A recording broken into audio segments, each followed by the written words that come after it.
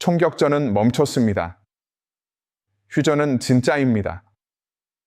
38일간의 치열한 전투 끝에 이슬라마바드에서 이 합의를 중재한 것은 파키스탄이었습니다. 어떤 당국이 이것을 미국의 승리라고 말하기 전에, 연막이 거치기 전에 여러분이 기억해야 할 숫자가 하나 있습니다.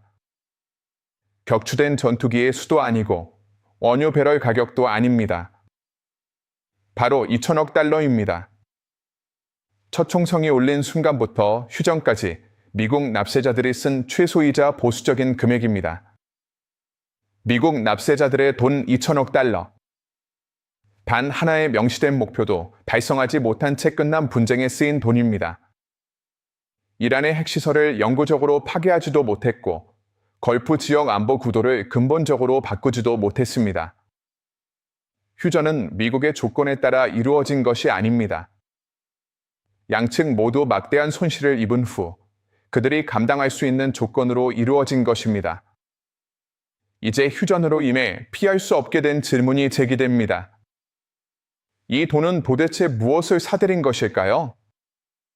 그 답은 어떤 공식 성명에도, 백악관 성명에도 없습니다. 기업 언론이 장악한 채널에서는 답을 찾을 수 없습니다. 해답은 현장에 있습니다. 대당 수천만 달러가 든 항공기 잔해 속에, 야전 병원 속에, 관 속에 담긴 전사자를 맞이한 유가족들 속에 있습니다. 그리고 저는 그 모든 지출 내역을 투명하게 공개하겠습니다. 아무도 보여주지 않을 테니까요. 납세자이시거나 여러분의 세금이 어디에 쓰였는지 알고 싶어하는 시민이라면 지금 바로 좋아요를 누르고 채널을 구독해주세요. 앞으로 펼쳐질 이야기는 마음을 아프게 할 테니까요. 하드웨어에 대해 이야기해 봅시다. 하드웨어에는 비용이 들기 때문입니다. 그리고 여러분은 그 비용을 지불했습니다. 이번 분쟁으로 최소 14대의 미국 전투기가 파괴되었습니다. 경미한 손상이 아닙니다. 완전히 손실된 전투기들입니다. F-15 E 스트라이크 이글, 예이-18g 그롤러 등이 그 예입니다. 특히 예이-18g 그롤러는 전자전에서 심각한 취약점을 드러내어 해당 기종을 활용한 모든 작전을 전면 재검토하게 만들었습니다. 다시 말해, 적의 레이더를 무력화해야 할 시스템이 제대로 작동하지 않았던 것입니다. 그것도 아주 처참하게 말입니다. 이 항공기들을 교체하는 데들은 비용은 기체에 탑재된 특수 임무 장비는 제외하고도 이미 20억 달러에 육박합니다. 이는 단순히 기체만 구입하는 비용입니다. 미사일이나 스마트 폭탄은 포함되지 않았습니다. 함선과 항공기를 제 위치에 유지하는 데들은 하루 2,700만 달러는 말할 것도 없습니다. 자, 제 말을 잘 들어주십시오. F-35 프로그램 개발 및 획득에만 1조 7천억 달러가 소요되었습니다. 1조 7천억 달러입니다.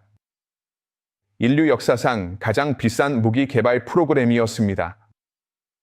그런데 이 전쟁에서 그들이 얻은 것은 무엇이었습니까? 개조된 지대공 미사일에 격추된 전투기였습니다. 그 미사일은 F-35가 처음 비행하기 전부터 이미 공개된 학술 문헌에 기술된 레이더, 물리학 원리를 이용한 것이었습니다. 다시 말해, 이란 엔지니어들은 미국 엔지니어들이 읽었던 것과 똑같은 논문을 읽었던 것입니다. 그들은 단지 허점을 찾아냈을 뿐이고 미국은 이에 대비하지 못했습니다. F-35개발에 투입된 모든 돈은 납세자의 주머니에서 나왔습니다. 그렇다면 납세자인 당신은 무엇을 얻었습니까? 답은 바로 스텔스라는 핵심적인 장점이 지대공 미사일에 의해 무산된 과도하게 비싼 플랫폼입니다. 이것은 이론이 아닙니다. 이란 땅에 떨어진 잔해가 바로 그것입니다. 사실관계를 정리해 봅시다. 미국이 이 분쟁 초기에 선언한 목표는 3가지였습니다.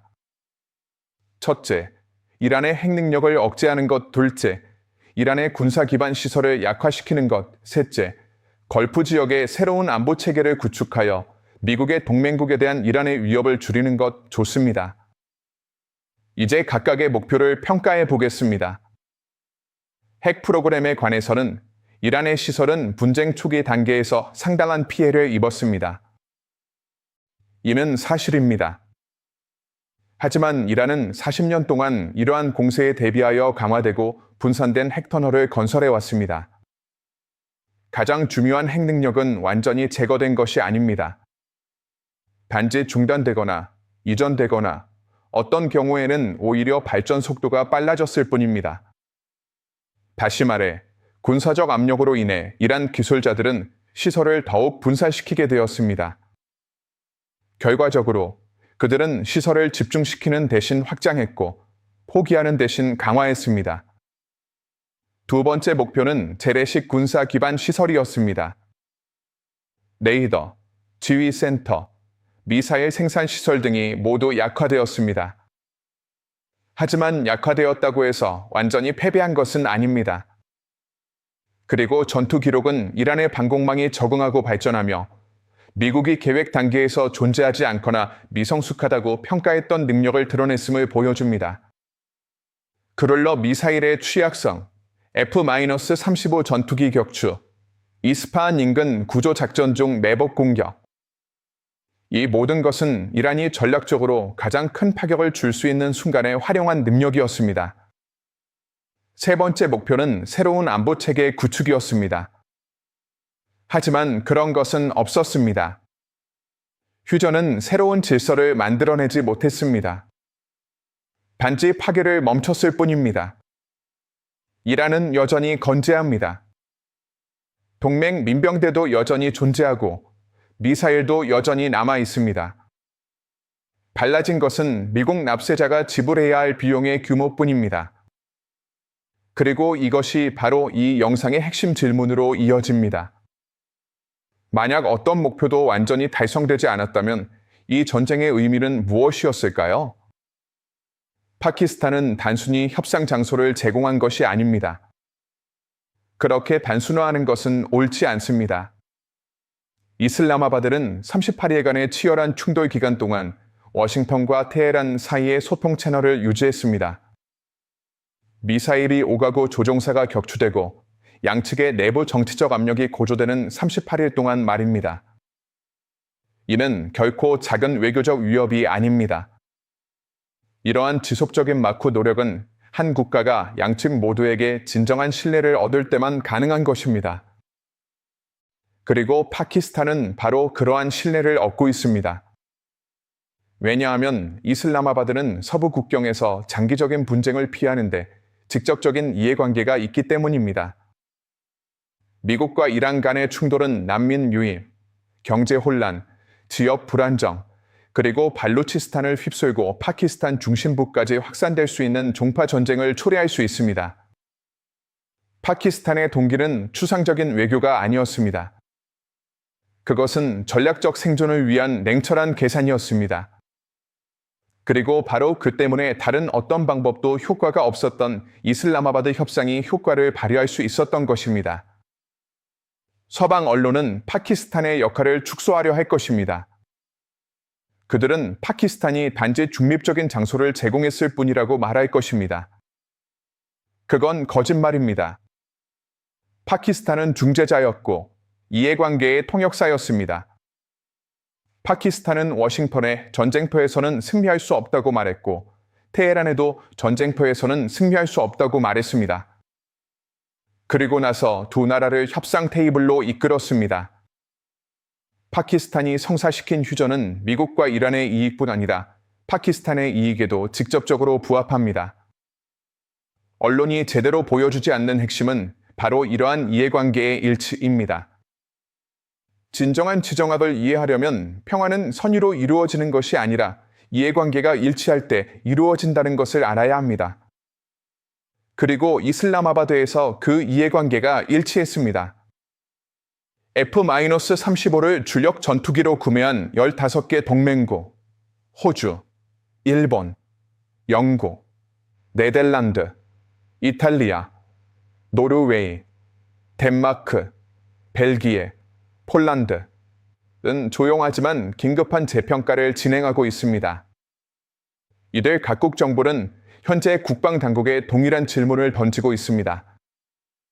만약 이란의 방공망이 실제 전투에서 F-35를 요격한다면 이는 우리가 공군력 교리를 구축해온 작전 과정에 어떤 의미를 갖는가? 이 질문에는 명확한 답이 없습니다. F-35의 핵심 전제는 항상 방어된 영공을 은밀하게 침투하는 능력, 즉 스텔스 기능과 저피 탐성이었기 때문입니다. 그리고 이 전제는 이란 상공에서 실제 시험대에 올랐습니다. 결과는 처참한 파괴, 땅에 난 구멍, 그리고 교전 속에서 포로로 잡히거나 구조된 조종사였습니다. 이들 국가는 F-35 한 대당 8천만 달러에서 1억 2천만 달러를 지출했습니다. 전 세계 동맹국의 F-35 투자액은 5천억 달러에 육박합니다. 5천억 달러라는 막대한 국방비 지출은 이번 전쟁이 그 어떤 시뮬레이션보다도 철저하게 검증했다는 작전적 전제에 기반했습니다. 그런데 이제 어떻게 될까요? 동맹국 정부들은 늘 그렇듯 연구를 요청하고 위원회를 구성하고 보고서를 의뢰할 것입니다. 하지만 마쿠에서는 다른 이야기가 오가고 있습니다. 국방 책임자들은 우리가 쓸모없는 말을 산 건가? 라는 질문을 던지고 있습니다. 그리고 이 질문은 앞으로 수년간 계속해서 제기될 것입니다. F-35가 무적이 아니라면 개량된 미사일 시스템에 격추될 수 있다면 서방의 공군력 교리 전체를 재검토해야 할 것입니다. 그리고 교리를 바꾸는 데는 막대한 비용이 듭니다. 새로운 세금, 새로운 지출, 그리고 새로운 계약을 통해 충당될 것입니다. 그동안 납세자들은 계속해서 세금을 부담하게 될 것입니다. 공식 성명들은 이번 사태의 심각성을 축소하려 하지만 진실이 더욱 적나라하게 드러나는 곳이 있습니다. 바로 주식시장입니다. 록히드 마틴의 주가는 F-35 프로그램의 실질적인 재정적 이해관계를 가진 사람들이 이번 분쟁의 전투 기록을 어떻게 받아들이고 있는지 가장 솔직하게 반영하고 있습니다. 시장은 거짓말을 할 수 없습니다. 시장에는 기자회견도, 홍보 활동도 없습니다.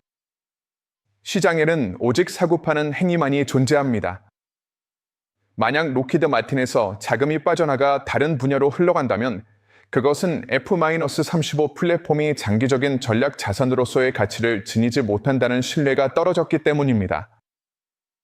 록히드, 보잉, 노스롭 그루먼, 네이션과 같은 주요 방위산업체들은 이번 사태의 심각성을 최소화하기 위해 연구를 의뢰하고 보고서를 발표하고 분석 자료를 지원할 것입니다. 그들은 격추 사건이 예외적인 상황이었다고, 당시 상황이 이례적이었다고, 조종사가 실수를 저질렀다고 주장하며 피해를 최소화하는 시나리오를 만들어낼 것입니다. 하지만 의뢰한 연구 보고서는 필요 없습니다. 돈의 흐름을 따라가 보면 진실을 알 수 있습니다. 지금 우리가 목격하고 있는 것은 대변인의 발언과 투자자들의 행동 사이에 역사적인 괴리가 발생한 현상입니다. 대변인은 F-35는 여전히 세계에서 가장 진보된 전투기입니다. 라고 말하지만 투자자들은 팔아라라고 말합니다. 그리고 바로 이 괴리가 진실의 핵심입니다. 누구도 안전하다고 믿는 자산을 팔지 않습니다.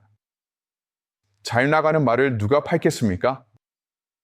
그러니 록히드 마틴이 낙관적인 성명을 발표할 때 주가 차트를 살펴보십시오. 성명과 주가를 비교해 보세요. 둘 사이의 차이가 바로 거짓말의 크기를 보여줍니다. 저는 록히드 마틴이 거짓말을 하고 있다고 말하는 것이 아닙니다. 시장은 거짓말을 할 필요가 없다는 것입니다. 시장은 행동합니다. 그리고 시장의 행동은 어떤 발표보다도 더 큰 의미를 지닙니다. 의회 감독위원회는 조사를 시작할 것입니다. 의회가 갑자기 군사적 책임에 심각한 관심을 갖게 되어서가 아닙니다. 그런 생각은 순진한 발상입니다. 의회가 조사를 시작하는 이유는 모든 민주주의 체제에서 야당이 막대한 비용이 들고 결론이 나지 않은 분쟁을 정치적 소재로 삼기 때문입니다. 그리고 이 분쟁의 역사는 그러한 소재를 풍부하게 제공합니다. 2천억 달러가 투입되었지만 명시된 목표는 달성되지 않았습니다. 항공기 손실은 교리적 결함을 드러냈습니다. 미국의 군사적 우위를 확보하는 대신 파키스탄과의 협상을 통해 휴전이 성사되었습니다. 이러한 기록들은 진지한 정치적 검토를 견뎌낼 수 없습니다. 어느 정당이 요구하든 간에 검토는 반드시 이루어질 것입니다. 가장 중요한 결과를 도출할 구체적인 조사는 미국이 이 분쟁에 군사적으로 개입하게 된 의사결정 과정을 살펴보는 것입니다. 이스라엘과 이란 간의 지역적 긴장 고조로 시작된 분쟁이 어떻게 미국 항공모함 전단이 배치되고 미국 항공기가 공격 임무를 수행하고 미군이 이란 영공에서 사상자를 내는 분쟁으로 발전하게 되었을까요? 이 질문에는 답이 있습니다. 그리고 그 해답은 미국 국가안보기구의 여러 단계에서 내려진 일련의 결정들과 관련이 있습니다. 각 결정을 뒷받침한 정보, 권고안을 제시한 관리들, 그리고 권고안을 승인한 관리들. 이 모든 것이 조사될 것입니다. 그리고 이는 그 결정을 내린 사람들에게는 불편한 진실이 될 것이고, 그 결과에 자금을 지원한 미국 국민들에게는 매우 유익한 정보가 될 것입니다. 시청하시는 분들 중에는 이 분쟁 초기부터 미국의 개입이 미국의 목표보다는 이스라엘의 전략적 목표에 더 직접적으로 기여했다고 주장해 오신 분들이 있습니다. 이는 심각한 주장이며 진지하게 다뤄져야 할 문제입니다. 누가 전략적으로 승리했습니까? 누가 주요 피해를 감수했습니까? 이번 휴전 협정으로 이러한 질문에 대한 답이 가능해졌습니다. 전투가 벌어지는 동안에는 임무의 의문을 제기하는 것이 군대를 약화시키는 것처럼 들리지만 휴전 협정이 체결되면 임무에 대한 의문 제기는 감독으로 받아들여지기 때문입니다. 재무제표에 나타나지 않는 것에 대해 이야기해 봅시다. 인간적인 희생에 대해 이야기해 봅시다. 2천억 달러는 차가운 숫자일 뿐입니다. 격추된 항공기 14대는 통계일 뿐입니다. 하지만 인간적인 희생은 이 병사들이 왔던 지역사회에 나타납니다. 태어난 가족과는 다른 가정에서 자라게 될 아이들에게도 나타납니다. 마땅히 얻어야 할 결과를 얻지 못한 채 전쟁의 무거운 짐을 짊어지고 돌아온 참전 용사들에게도 나타납니다. 저는 감정에 호소하는 것이 아닙니다. 사실을 말하는 것입니다. 돌아오지 못한 모든 병사는 가족이 재편성되는 것을 의미합니다. 부상당한 모든 병사는 과부하된 의료 시스템을 의미합니다. 심리적 트라우마를 겪는 모든 참전 용사는 아직 집계되지 않은 자살 통계의 일부입니다. 그리고 그 또한 값비싼 대가를 치러야 합니다. 외상 후 스트레스 장애를 겪는 참전 용사를 평생 치료하는 데들은 비용은 100만 달러를 넘을 수 있습니다. 이 전쟁에 참전한 수천 명의 참전 용사 수를 생각해 보십시오. 여기에 연금 비용, 재활 비용, 군인 장례 비용까지 더해 보십시오. 이 금액들은 국방부 예산에 있는 것이 아닙니다. 보훈처 예산에 있고, 주보건 예산에 있고, 사회복지 기금에 있습니다.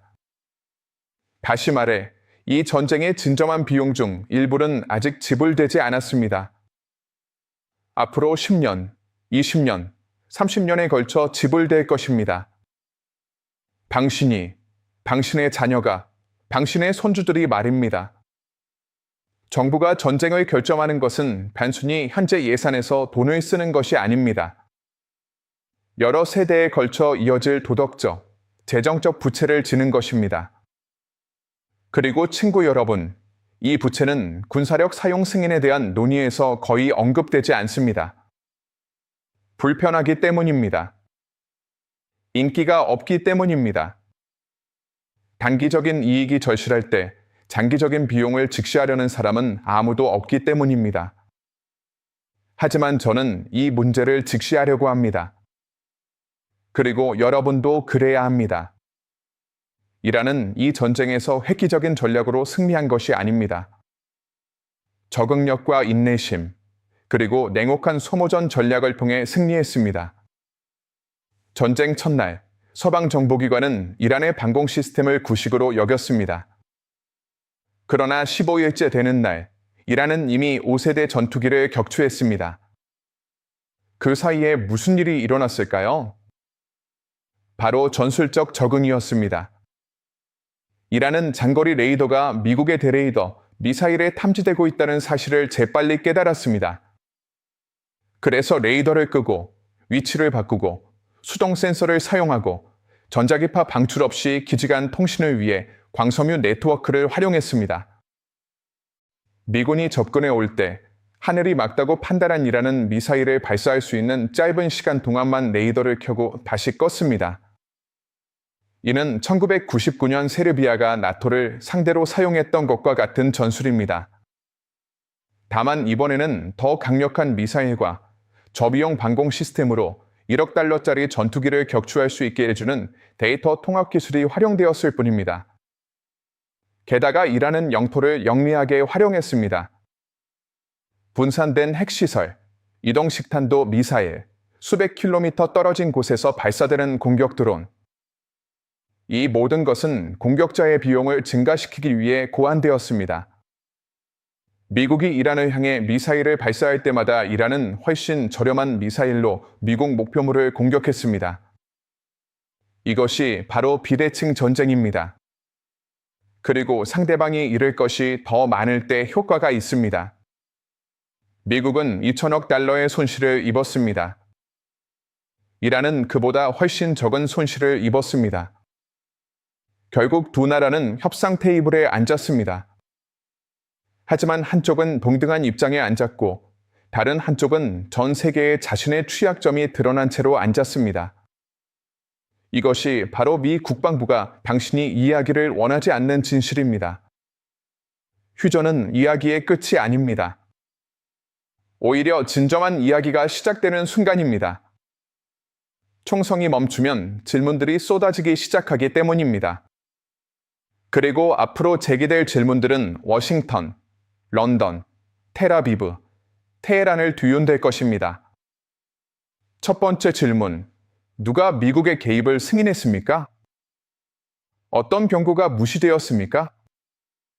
어떤 정보가 과장되었습니까? 두 번째 질문, 2천억 달러는 어디로 갔습니까? 탄약에 얼마나 쓰였습니까? 물류에 얼마나 쓰였습니까? 입찰 없이 체결된 계약에 얼마나 쓰였습니까? 세 번째 질문, 동맹국들은 이제 F-35 전투기를 어떻게 할까요? 계속 구매할까요? 유럽에 대안을 찾을까요? 자체적으로 스텔스 플랫폼을 개발할까요? 네 번째 질문, 걸프 지역에서 미국의 군사적 주둔은 어떻게 될까요? 파키스탄의 중재로 휴전이 이루어진 후에도 아랍 국가들은 미국의 안보 보장에 계속 의존할까요? 이러한 질문들에는 쉬운 답이 없습니다. 그리고 이 채널은 지금 저를 시청하시는 시청자분들을 만들어낸 것과 같은 헌신적인 자세로 이 모든 질문들을 다룰 것입니다. 분쟁 중에 다른 곳에서는 찾을 수 없었던 분석을 담은 영상을 누군가 공유해줘서 이 채널을 알게 되셨다면 지금 바로 구독해주세요. 분쟁 이후 책임 규명이라는 이야기는 분쟁 자체보다 훨씬 더 크고 더 중요하며 더 깊이 이해해야 할 문제입니다. 총성은 멈췄습니다. 이제 책임 추궁이 시작되었습니다. 그리고 그 대가, 즉 달러, 항공기, 인명, 전략적 신뢰도, 그리고 실제 작전 압력 속에서 미국의 공세가 한계를 드러내는 것을 지켜본 동맹국들의 신뢰까지 모든 비용이 아직 제대로 드러나지 않았습니다. 그 대가는 곧 공개될 것입니다. 이 채널은 그 순간을 함께할 것입니다. 구독하고 알림을 켜고 이 영상을 여러분이 아는 모든 기부자들과 공유해주세요. 그들이 자신들의 돈이 실제로 무엇을 가져왔는지 알아야 할 테니까요.